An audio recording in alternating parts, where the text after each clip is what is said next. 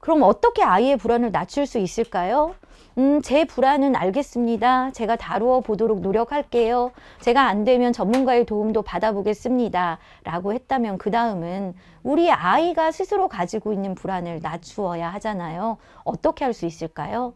아이의 불안을 낮추려면요. 먼저 그 아이가 어떤 아이인지를 파악하셔야 됩니다. 그래야 우리 아이가 불안을 가지고 있는 게 어떤 부분인지를 알 수 있어서 아이를 도와줄 수 있잖아요. 자녀를 이해하는 것부터 시작을 하셔야 됩니다. 그럼 부모님의 자녀는 어떤 아이인가요? 보통 저희가 어떤 사람인지를 말할 때 기질로서 이야기를 합니다. 기질? 이게 왜 중요할까요?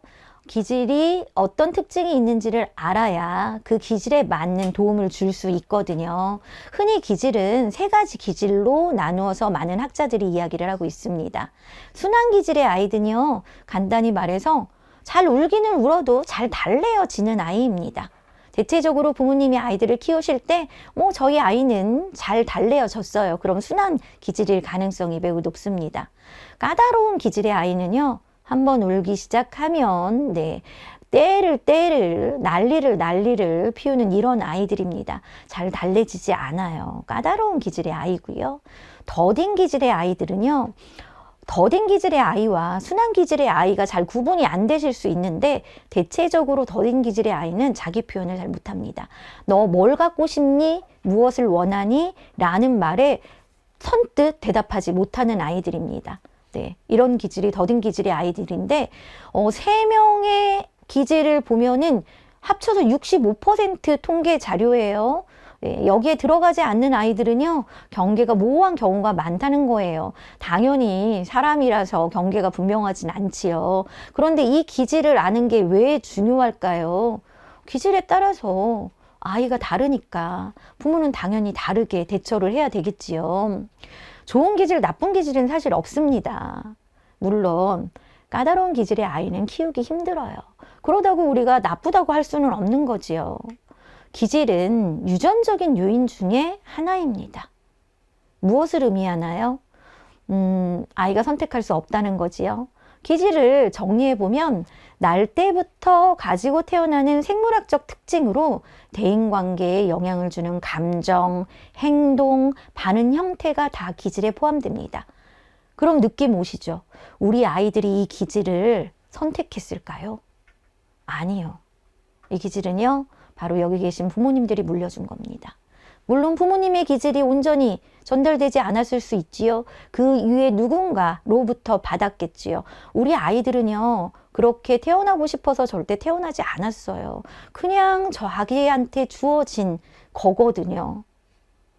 그럼 우리 아이를 바라볼 때 어떻게 바라봐야 될까요? 아이를 함부로 얘 왜 그러지? 라고 생각하시면 안 되는 겁니다. 자녀와 나의 기질을 이해하는 것이 왜 중요하냐면요.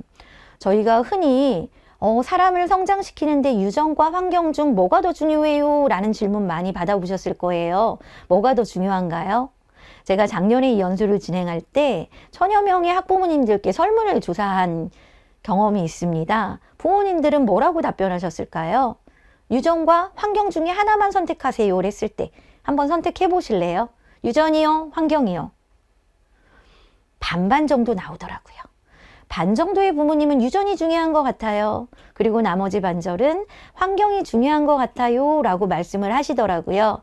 그런데 저는 감히 이렇게 말씀드렸습니다. 저는 환경이 더 중요한 것 같아요. 왜일까요? 유전은요, 제가 어떻게 할 수가 없어요. 저희 아들이 키가 굉장히 작은데 제가 작거든요. 그거 제가 어떻게 할 수 없어요. 그런데 제가 바꿀 수 있는 건 환경이거든요. 그래서 자녀를 양육할 때 환경이 더 중요하다고 감히 말씀을 드립니다. 부모가 자녀의 기질에 알맞은 환경을 제공하는 게 굉장히 중요합니다. 너무너무 중요합니다. 많은 부모님들이 자녀가 여럿인 경우에 이런 말씀을 하세요. 똑같이 키웠는데 왜 이렇게 다른지 모르겠어요. 뭐가 문제일까요? 똑같이 키웠기 때문에 문제입니다. 아이는 다른데 부모의 양육 태도는 똑같았어요. 당연히 문제가 생기지 않을까요? 만약에 내가 자녀가 다자녀예요. 2명 이상의 자녀를 가지고 있는데 똑같이 키웠는데 둘 다 그럭저럭 잘 자랐어요. 아마 2명의 기질이 비슷했을 가능성이 굉장히 높습니다. 그런데 똑같이 키웠는데 너무 달라요 하는 경우는 두 아이의 기질이 정말 다른 거거든요. 그러니까 아이는 절대 똑같이 키우면 안 된다는 말씀을 드리고 싶습니다. 기질을 타고나잖아요. 어떻게 할 수 없거든요. 부모님이 하셔야 될 건 바로 이 환경입니다. 이 환경을 어떻게 해주느냐에 따라서 우리 아이가 달라지는데, 이 환경에는 어떤 것들이 있냐면요. 이런 것들이 있지요. 사회 경제적 배경도 환경입니다. 그런데 안타깝게 이거는 부모님들이 노력을 많이 하신다고 갑자기 변할 수는 없잖아요. 또래 집단 환경입니다. 어느 정도 부모님의 노력으로 갖춰줄 수 있습니다. 그래서 아마 아이들이 유치원 다닐 때 또래 엄마들끼리, 마음 맞는 엄마들끼리 모여서 아이들끼리 놀게 하고 많이 이러셨을 것 같아요. 어느 정도는 부모가 조성해 줄 수 있는 환경이라는 거죠. 상호작용요? 여기서 말하는 상호작용은 부부 간의 상호작용, 아이와 부모의 상호작용 등 다양한 가족 구성원의 상호작용을 의미합니다. 당연히 부모가 만들어줄 수 있는 환경입니다. 양육 태도는 어떤가요? 너무나 중요한데 이게 만들어줄 수 있는 환경 중에 가장 큰 영향을 끼치는 부분입니다. 가정환경 만들어줄 수 있습니다. 여기서 가정환경은요, 가장 중요한 게요, 부부관계입니다. 아이들은요, 가정에서 엄마 아빠의 관계를 보고 사회에서 관계 맺기를 하는 걸 처음 경험합니다. 이런 환경들을 내가 어떻게 조성해 주느냐에 따라서 우리 아이의 무엇이 결정되냐면요, 바로 성격이 결정됩니다. 성격은요, 절대 타고나지 않아요. 만들어지는 거예요. 그런데 저희가 사람과의 관계를 말할 때, 어떤 사람을 말할 때 저 사람 기질이 진짜 좋아, 이렇게 말하지 않아요. 저 사람 성격이 정말 좋은걸? 저 사람 성격은 너무 까다로운걸? 이상한걸? 이렇게 말하지요. 기질을 얘기하진 않습니다. 성격은요, 타고난 기질에 부모님들이 만들어주는 환경, 그리고 우리 아이가 만나게 되는 환경에 의해서 성격이 만들어지고, 우리가 해야 될 거는 좋은 환경을 가지고 우리 아이의 성격이 모나지 않게 잘 사회생활을 할 수 있게, 관계 맺기를 잘할 수 있게 형성할 수 있도록 돕는 게 바로 부모의 역할입니다. 그러려면요, 자녀의 기질 파악이 너무나 중요하겠지요.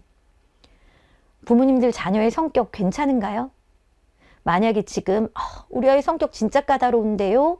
라고 하시는 부모님이 계시면 지금부터 정말 깊이 생각하셔서 우리 아이 성격이 사회적 관계를 맺는데 어려움이 없게 하려면 내가 어떤 환경을 바꿔야 할지를 깊게 고민해 보셔야 합니다. 환경의 변화 없이 우리 아이는 절대 바뀌지 않습니다. 기질에 따라서요, 사회와 가정이 사실은 굉장히 많이 다릅니다. 부모의 기대가 있잖아요. 초등학교에 가면 이 정도는 할 수 있어야 돼. 우리 아이는 이렇게 되었으면 좋겠어. 그런데 이 부모의 기대가요, 그냥 순수하게 부모의 기대가 아니라 요즘은 SNS, 그리고 주변의 말, 각종 정보, 옆집 아이가 어떤 아이냐에 따라서, 또는 다양한 미디어, 형제 자매에 따라서 부모의 기대가 만들어집니다. 아마 여기에 참여하신 부모님들은 초등학교에 보내면서, 아이들을 보내면서 나름의 기대가 있으실 거예요. 그런데 그게 그냥 나에 의해서 만들어진 게 아니고요. 생각해보면 다양한 정보를 통해서 부모의 기대가 형성됩니다. 이런 것들에 의해서 아이들이 본인이 느끼는 감정을 인식하고 현실을 직면하는 것이 굉장히 중요한데요. 부모님들이 잘 생각해 보세요. 정말로 나의 감정과 현실을 잘 직면하고 있으신지 여쭤보고 싶습니다. 기대는 굉장히 높을 수 있어요. 흔히 우스갯소리로 이렇게 말을 합니다. 자녀가 초등학교 들어갈 때는 나의 자녀가 다 서울대에 갈 거라고 믿는다고 해요. 그래서 서울우유를 마신다고 하지요. 중학교쯤 가면은 그래, 우리 아이가 인서울대학교를 가면 좋겠어. 예, 기대가 낮아지지요. 이게 남의 얘기가 아니더라고요. 저 또한 이런 과정을 겪었습니다. 그래서 부모님들이 꼭 인지를 하셔야 될 게 뭐냐면 현실을 직면하는 게 되게 중요합니다. 그래서 우리 아이가 어느 수준의 아이이고 어떤 기질을 가졌고를 직면하셔야 우리 아이한테 정말 필요한 도움을 줄 수가 있습니다. 그리고 사회와 가정은 개인마다 다 다르기 때문에요. SNS 주변의 말에 휘둘리기 시작하시면 부모가 갈 길을 잃어버려요.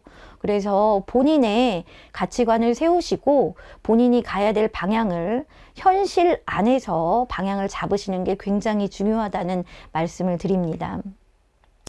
이 과정에서 제일 중요한 게 뭐냐면요. 자녀와 솔직하게 소통하는 겁니다. 부모의 의견을 자녀한테 그냥 일방적으로 제시하는 게 아니고요. 자녀와 솔직하게 소통하는 과정에서 우리 아이는 온전하게 사회와 가정을 본인 스스로 밟아갈 수 있거든요. 솔직한 소통이라는 게 무조건적으로 수용하라는 의미는 아니에요. 네, 솔직한 소통은 자녀가 건강하게 받아들이는 과정이 필요합니다. 예를 들어서 아마 이제 학교에 보내시면 부모님이 생각하지 못했던 어려움과 직면하게 되시는 부분이 있으실 거예요. 그런데 그 어려움이 자녀한테 그래 이럴 때 이렇게 해봐 라고 말씀하신다고 자녀가 그렇게 바로 수용이 되는 건 아니거든요. 네. 그럴 때 아이의 이야기를 진심으로 들어보고 아이의 이야기 속에서 아이가 갈 방향을 제시해주는 부모가 되어야 하는데 그럴 때 소통이 일방소통이 되면 아이가 수용할 수 없는 범위에서 부모님이 제시하는 경우가 많아집니다. 학교에서의 일, 친구와의 일을 솔직하게 이야기할 수 있는 기반이 필요하거든요. 근데 부모가 일방적인 소통을 하게 되면 어느 순간 아이가 학교에서의 일을, 친구와 일을 솔직하게 말을 하지 않기 시작합니다. 언제 그럴까요? 네. 학교에서의 일을 아이가 편안하게 부모님한테 말을 했는데 부모님이 화를 내거나 당황을 하거나 본인이 생각했던 방향으로 반응을 하지 않아요. 그러면은 아이들이 어떻게 판단하냐면요. 이런 말을 하면 부모님이 화를 내는구나를 학습하게 됩니다. 그럼 그 순간부터 학교에서의 일, 친구와의 일을 그대로 전달하는 게 아니라 부모님이 받아들이기 편한 방식으로 전달하게 됩니다. 때로는 이 과정에서 거짓말을 할 수도 있고요.